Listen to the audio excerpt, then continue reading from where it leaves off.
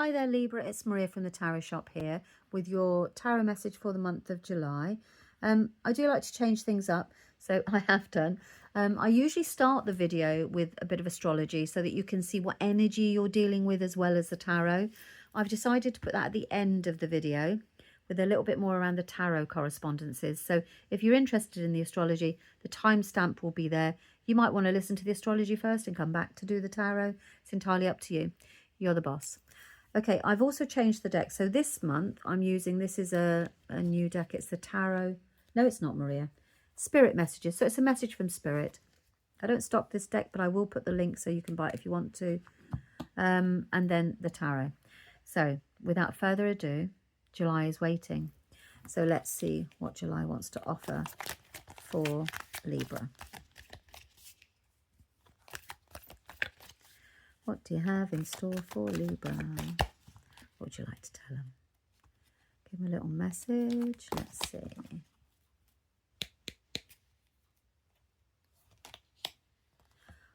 Stop.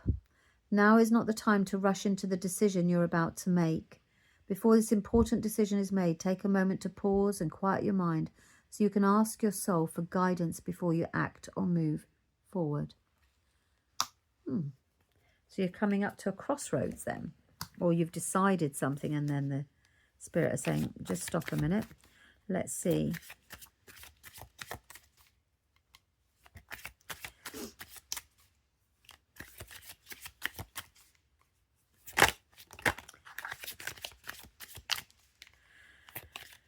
Libra. Libra. Are you thinking about changing jobs? It can be anything really. Okay.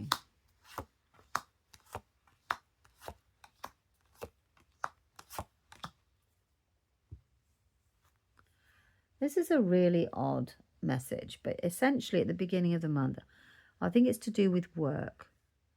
Maybe. At the beginning of the month, we are literally here suffering for our money.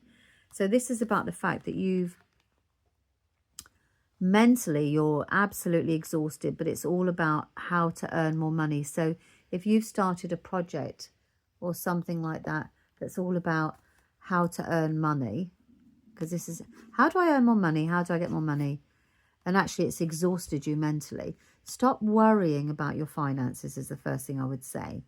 That's a clear message at the very beginning, and the next card is fantastic. So at the beginning of the month, you're opening up. So maybe, hopefully this has got you before you jump in and go, I don't want to do this job anymore because it's exhausting me, okay? That's what is coming through at the beginning of the month.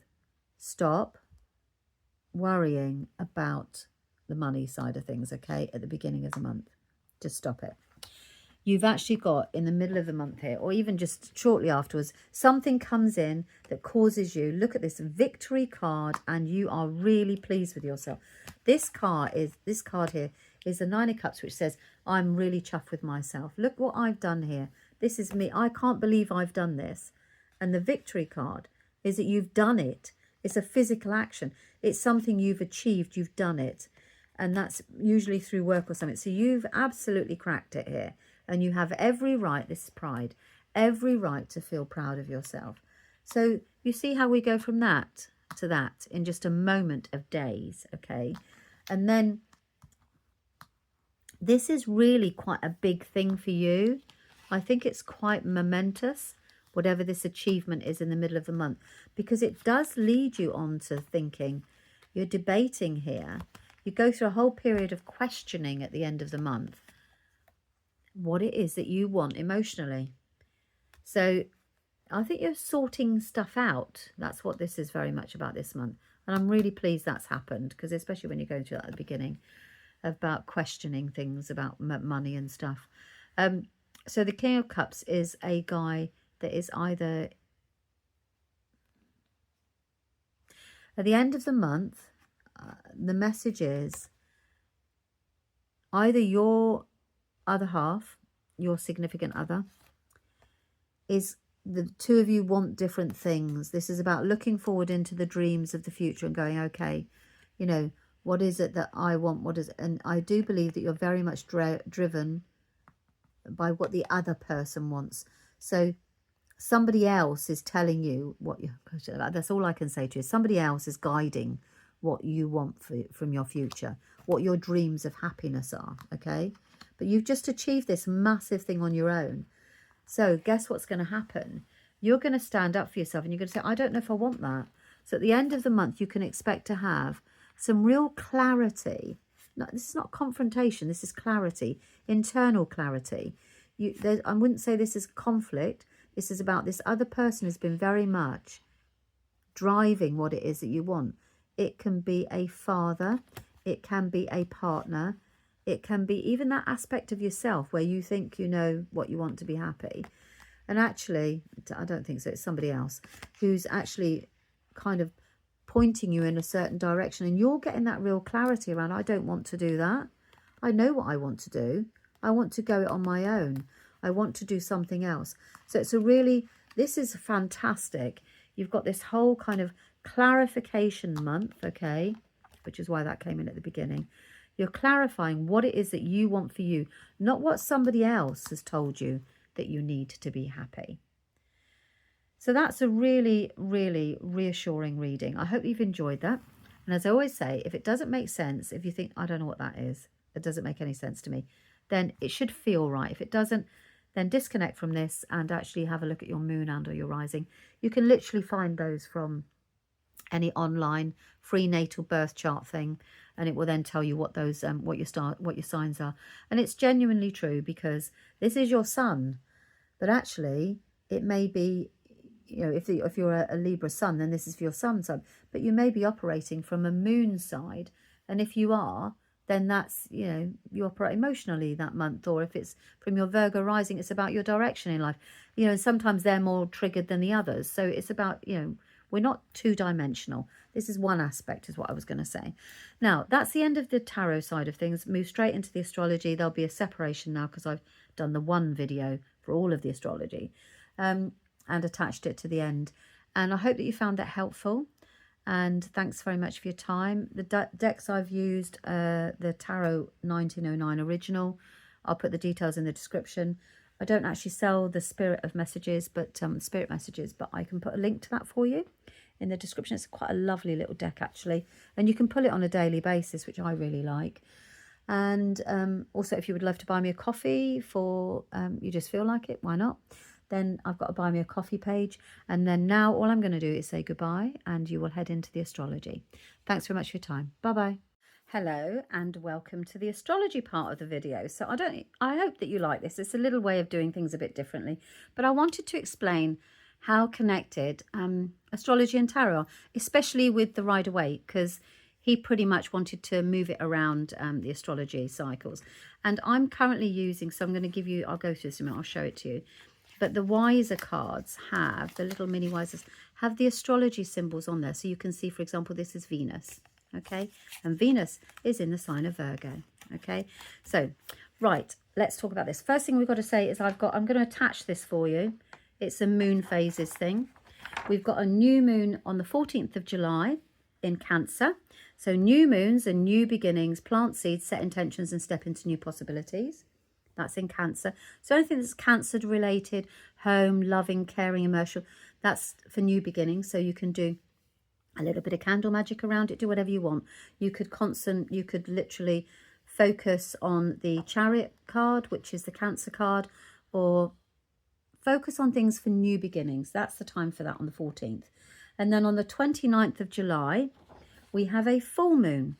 And a full moon is illumination and release. Celebrate, let go, allow clarity. And that's why it always feels in a moon, you know, we all get a bit crazy on a full moon, because everything comes to a head. It all comes, you're able to see all of the situation. And that's in Aquarius. So if you have an Aquarius moon, or even an Aquarius sun, but particularly Aquarius moon, you can expect everything to come to the surface on that day. It's a completion thing. So that's the moons. So they're going on. Now, this is what I'm doing here. So I want you to understand the astrology.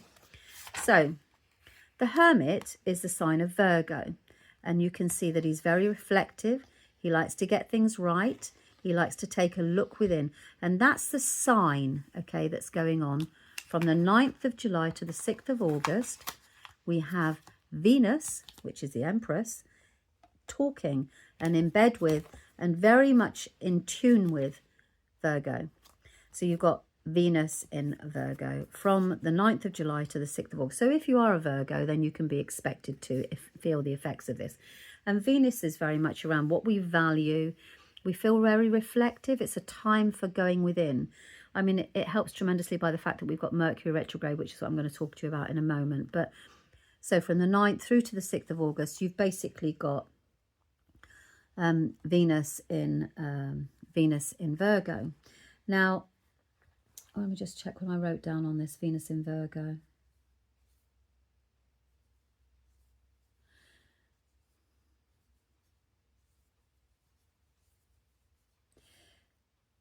So love becomes quieter, thoughtful and practical. Compassion is shown through service. But I want to say that this is about service to self, though, rather than service. I just made some little notes that I'm looking at. So I can attach that as well. I'll attach that to the system so you can see what it is I've written down. But basically, Virgo is very much practical, looking within, self-care, time out, and Venus. So you're going to really regard and value that. It's going to come. So that energy is really important through to those periods. So I put these little sticky notes to remind myself when the dates are. So from 9th of July to Venus is in Virgo. Okay. Then the 7th of July, I took that because it was the longest one. It's almost like a full month, isn't it? And then look at this boy. So from the 7th of July to the 12th of December, you've got Neptune. You see Neptune here, the hanged one, which is actually the hanged man, is going to be in Aries. So this is really challenging for Aries, actually, from the 7th of July to the 12th of December, from the point of view that Aries likes to just get on with it. And if you've got Aries energy, you'll understand this. I just want to get on with it. So from the 7th of July to the 12th of December, I'm going to be having to what? Look at things from a different point of view, take some time out, reevaluate, and actually be absolutely sure about what it is that I want. Now, I think that that's always quite a bit of a challenging thing for Aries, because basically what you've got is the dreamer meets the leader, and they don't rush ahead. So the leadership that you want here through Aries comes through patience. Oh my goodness me, that word, Aries. And also inner wisdom. So it's quite reflective. You may find, not that your plans are frustrated, but that you just need to see things. You're not going to be able to be rushing ahead as you want to do, Aries. You're just going to have to take some time back and be quite reflective. So when you do these things, you need to kind of think about, okay, fine, yeah, that's where I want to go. So everything is done with thought, is what I was going to say, rather than rushing ahead. Now, from the 2nd of July, you've got the Tower, which is Mars. So this is the planet of Mars. You can see there, you've got the symbol. Mars is now in Gemini, which is the Lovers. So what that basically means is from the 2nd of July through to the 6th of August, you've got action meets communication. So Gemini is all about communication, okay? And so you have fast ideas, quick decisions and lively debate from the 12th of July to the 6th. So if you're Gemini, you can expect things to become quite action orientated. This is quite disruptive, the Tower. It just comes in and just shakes things up a little bit. And the energy from that is always, it's quite chaotic. I've got lots to do. And actually from the 2nd of July, you can be triggered from a community. Just lots of communications. Gemini is very much around getting the balance right as well. So if you're a Gemini and any of the Geminis, you can expect that you're moving through this disruptive time of action. Okay, so there's lots. It's Mars is in there. Okay, so Mars is just keeping things ticking along. Now, I'm going to do that one last, actually. So we've got the 30th of June here that went on, yeah, it was the 30th of June, so last month, until July 2027. So we've got this guy hanging in the background the whole time, and this is lovely, okay? So you've got all this monthly stuff going on, but look at this long term. We've got change here. The Wheel of Fortune is actually Jupiter. So Jupiter is the planet of expansion and wisdom and blowing things up. You know, it's luck as well, the planet of luck. It expands and it changes things because it's time for change. And it's time for change and it makes you stronger, okay? So we're all going collectively through a time of change that is going to give us strength.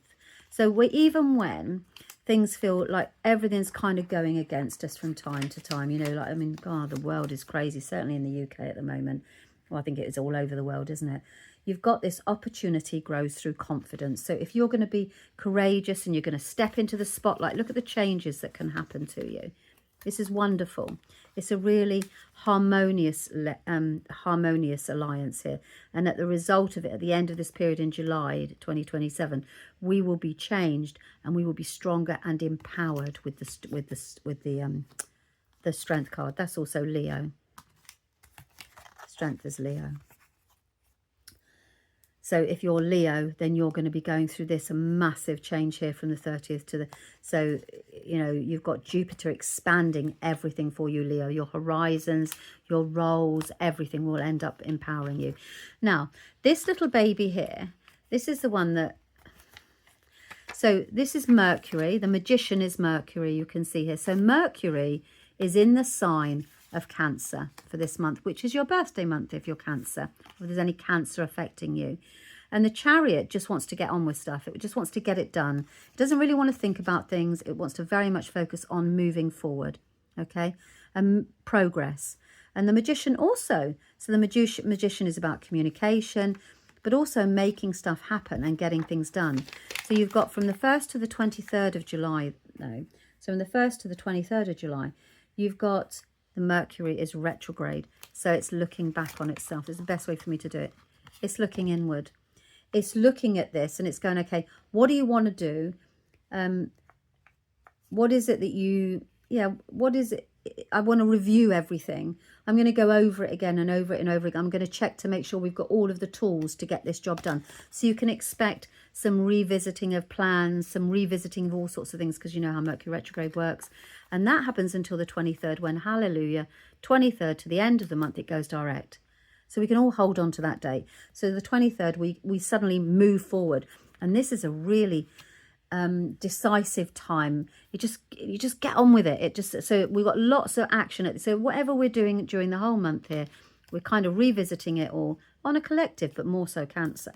You're reviewing, then you just take off on the 23rd. So your life starts to move forward at great speed, because the Chariot does not hang around.